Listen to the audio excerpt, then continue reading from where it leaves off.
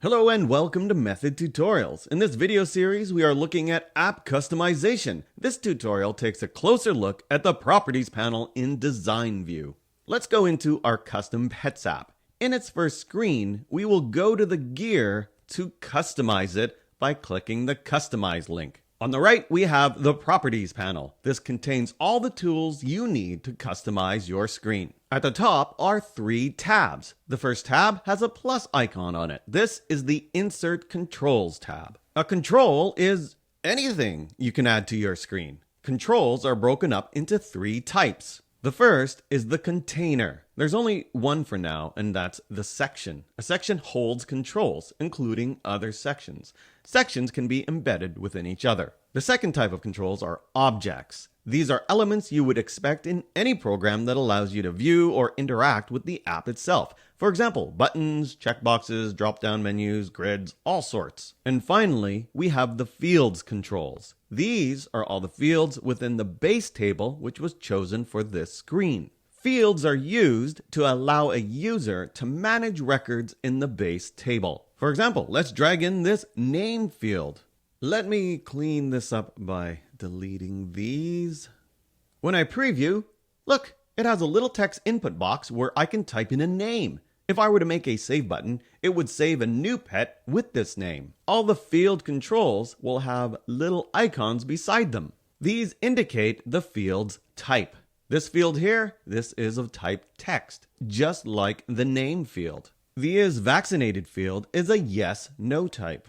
I'll drag that in. I'll also drag in the owner field, which is of type drop-down. There we go. And when I preview it, see, the is vaccinated field is a checkbox, and the owner is a drop-down. It doesn't work, however, because no data is pulled into the preview, so it doesn't load in the drop-down, nor did we configure it, but that's for a later tutorial. Note, do not get objects and fields mixed up. An object is not tied to anything, whereas fields are directly related to the base table, which in this example is our pets table. This will become clear when we get into saving and editing records. Just be aware they are different. You may have noticed that when you select any control on the screen, the Properties panel changes to the Pencil tab. This allows you to edit the control you selected. Here, I've selected the name field. And now I can change how I wish to display it. I can change the caption. I can hide the caption. There are a whole host of options for this field. In fact, different controls will have different settings specific to the type of control it is. For example, if I were to select the is vaccinated control, it has different settings because it's a checkbox. Furthermore, there are a number of other options I can play with. Controls will have at least 3 areas to configure. The settings, which we were just in, the style, this covers how it looks, like color, size, border, etc., and actions and events. I can't go through how to configure every control in this video. Please refer to the documentation for further reference.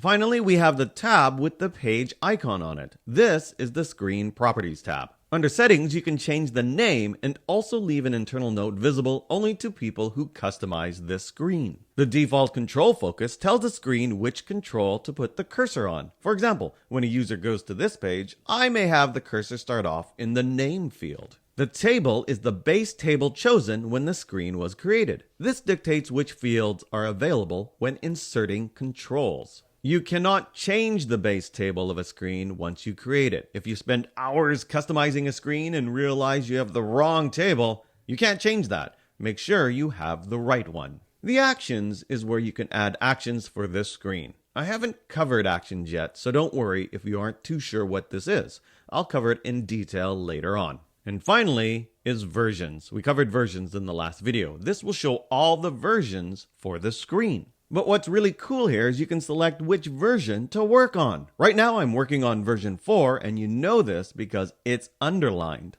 But if I click version 2, ta-da! I am now working on version 2. How awesome is that? And we're done. That's an overview of the Properties panel. In the next video, we shall introduce you to events and actions. Fun times. If you have any questions, leave a comment on YouTube. Check out our documentation posts on our forums, or you can tweet us at MethodCRM.